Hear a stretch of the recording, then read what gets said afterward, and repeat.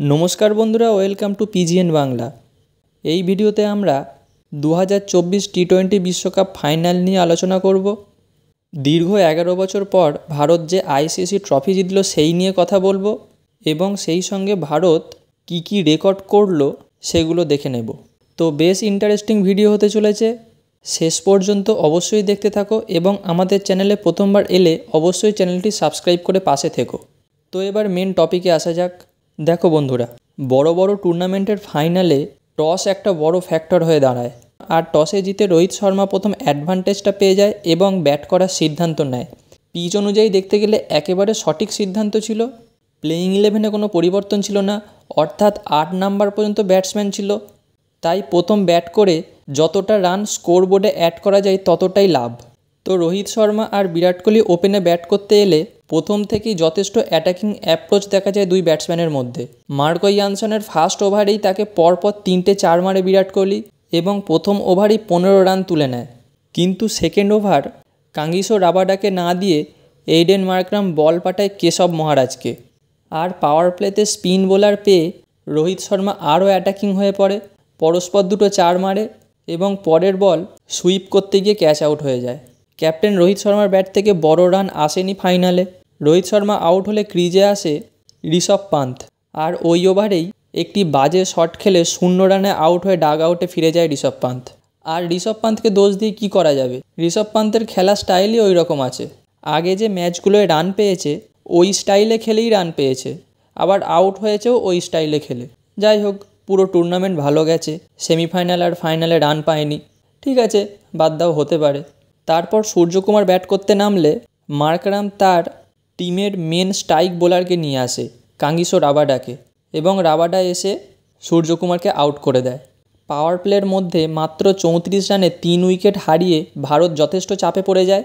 Attacking start করেও খেলার গতি স্লো করতে হয় টিম ইন্ডিয়াকে, এবং 3 উইকেট পড়ার পর ব্যাট করতে পাঠানো হয় অক্ষর প্যাটেলকে। একটা গ্রেট ডিসিশন ছিল এটা। এই সময় খেলার গতি কমাতে হতো, উইকেট ধরে রাখতে হতো, এবং অক্ষর প্যাটেল সেই জায়গায় এসে টিম ম্যানেজমেন্টকে যথেষ্ট খুশি করে।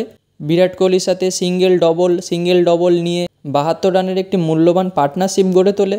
দরকার পড়লে ওভারে 1-2 6-4ও মেরেছে। এক কথায় অনবদ্য একটা ইনিংস। 72 রানের পার্টনারশিপের পর যখন ভারত একটু মজবুত পরিস্থিতিতে আসে তখন অক্ষর প্যাটেল একটু ক্যাজুয়াল হয়ে পড়ে এবং রান আউট হয়ে যায়। কিন্তু 31 বলে 47 রানের একটি দারুণ ইনিংস উপহার দেয় আমাদের। তারপর ব্যাট করতে আসে সস্তার যুবরাজ সিং অর্থাৎ শিবম দুবে। ভাই, পুরো টুর্নামেন্ট জুড়ে বাজে পারফরমেন্স, সম্পূর্ণ টিমের বোঝা হয়েছিল। প্লেয়িং 11-এ চান্স পাওয়া নিয়ে অনেক প্রশ্ন উঠেছিল, এমনকি আমিও তাকে নিয়ে অনেক কথা বলেছিলাম। কিন্তু ভাই, ফাইনালে এসে সবার মুখে ঝামা ঘষে দিয়ে কি ইনিংসটাই না খেললো।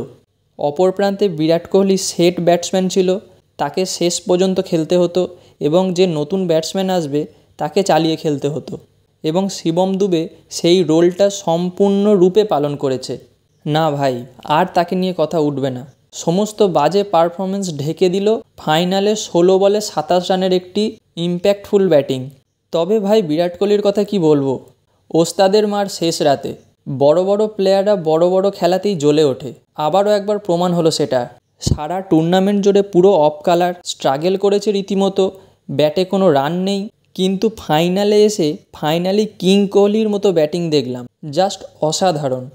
কঠিন পরিস্থিতিতে ছিল টিম, 34 রানে 3 উইকেট পড়ে গেছিলো পাওয়ার প্লেতে, তখন থেকে খেলে গেছে, এক প্রান্ত নিজে সামলে রেখেছে, এবং অবশেষে 76 রানের একটি ইনিংস। এবার অনেকে তার ব্যাটিং নিয়ে অনেক কথা বলবে, স্লো ব্যাটিং করেছে, 50 রান করতে 48 বল লাগিয়ে দিয়েছে, কিন্তু ভাই, যে সিচুয়েশান থেকে এই ইনিংসটা খেলেছে তার কোনো তুলনা হয় না। সম্পূর্ণ টুর্নামেন্টটা তুমি যতই ভালো খেলো না কেন, খেলার শেষে সবাই দেখবে সফল কোন টিমটা হয়েছে, ট্রফি কোন টিম জিতেছে। আর বিরাট কোহলি ও শিবম দুবে সেই খেলাটা দেখিয়ে দিল। এবং পরে শিবম দুবে আউট হলে লাস্টে হার্দিক পান্ডিয়া এসে একটা না দুটো বল খেলেছে বোধহয়, 5 রান মতো করেছে। যাই হোক, 20 ওভার শেষে ভারত 176 রান করেছিল, আর সাউথ আফ্রিকাকে জিততে গেলে 177 রান করতে হতো। আর ফাইনালে 177 রান মানে সেটা যথেষ্ট রান, অনেক বড় টার্গেট। হ্যাঁ, হতে পারে এই পিচে 180 থেকে 185 অ্যাভারেজ স্কোর, কিন্তু ফাইনাল ম্যাচ, একটা হাই ভোল্টেজ ম্যাচ, সেখানে 177 রানের টার্গেট, হিউজ টার্গেট।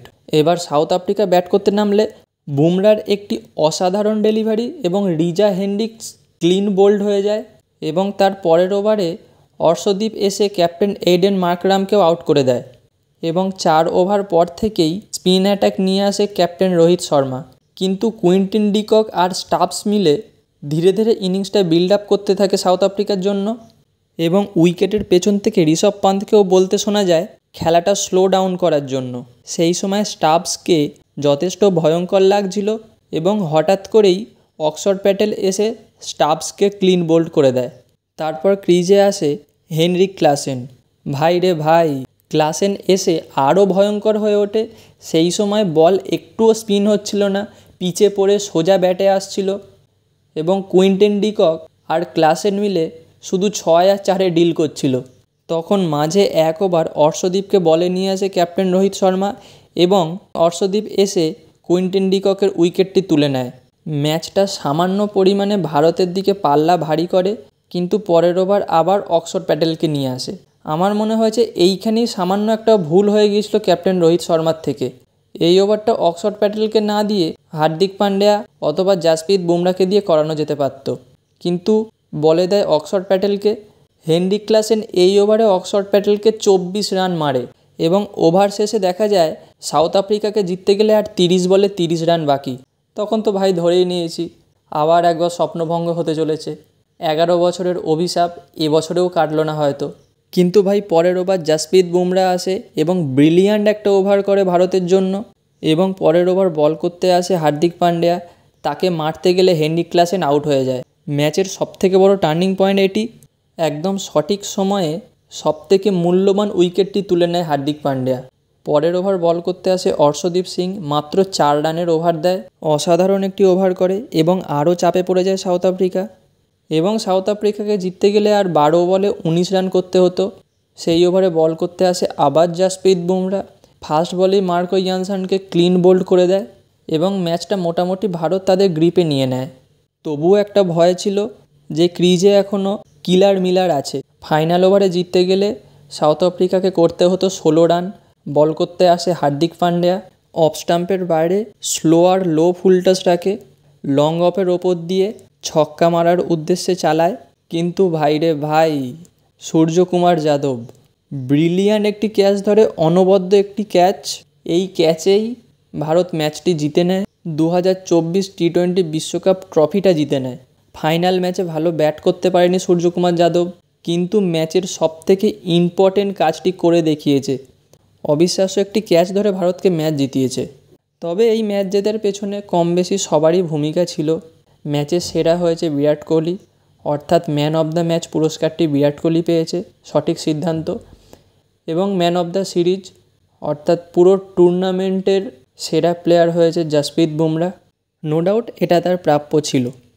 এবং এই ফাইনাল ম্যাচ শেষ হওয়ার সঙ্গে সঙ্গে রোহিত শর্মা, বিরাট কোহলি এবং রবীন্দ্র জাদেজা এই 3 জন আন্তর্জাতিক টি-20 ক্রিকেট থেকে অবসর নিয়েছে।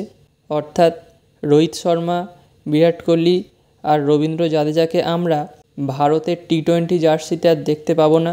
খারাপ তো লাগছে, যখন থেকে খেলা দেখছি, একটু একটু ক্রিকেট বুঝতে শিখেছি, তখন থেকে এদের খেলা দেখছি। কিন্তু আর কি করা যাবে, সময়ের সঙ্গে সঙ্গে সবাইকেই অবসর নিতে হবে, নতুন প্লেয়ার আসবে, তাদেরকে মানিয়ে নিতে হবে। রোহিত শর্মা, বিরাট কোহলি, রবীন্দ্র জাদেজা এরা যে লেভেলের প্লেয়ার, তারা একটা আইসিসি ট্রফি ডিজার্ভ করে এবং এই আইসিসি ট্রফিটা জিতে তারা অবসর নিয়েছে, সম্মানের সঙ্গে অবসর নিয়েছে, ভালো কাটুক অবসর জীবন। আর এই ফাইনাল জেতার সঙ্গে সঙ্গে ভারত দুটো রেকর্ডও করেছে। সেটা হলো টুর্নামেন্টের কোনো ম্যাচ না হেরেই ফাইনাল জিতেছে। অর্থাৎ 2024 টি-20 বিশ্বকাপে ভারত একটিও ম্যাচ হারেনি, সম্পূর্ণ অপরাজিত ছিল। এবং দ্বিতীয় রেকর্ডটি হলো ভারত যে 176 রান করেছে টি-20 বিশ্বকাপের ফাইনালে, এখনও পর্যন্ত এটি হাইয়েস্ট স্কোর। তো বন্ধুরা, এই ছিল আজকের ভিডিওটি ভালো লাগলে অবশ্যই লাইক, কমেন্ট এবং শেয়ার করবেন। দেখা হচ্ছে পরের ভিডিওতে। Bye bye.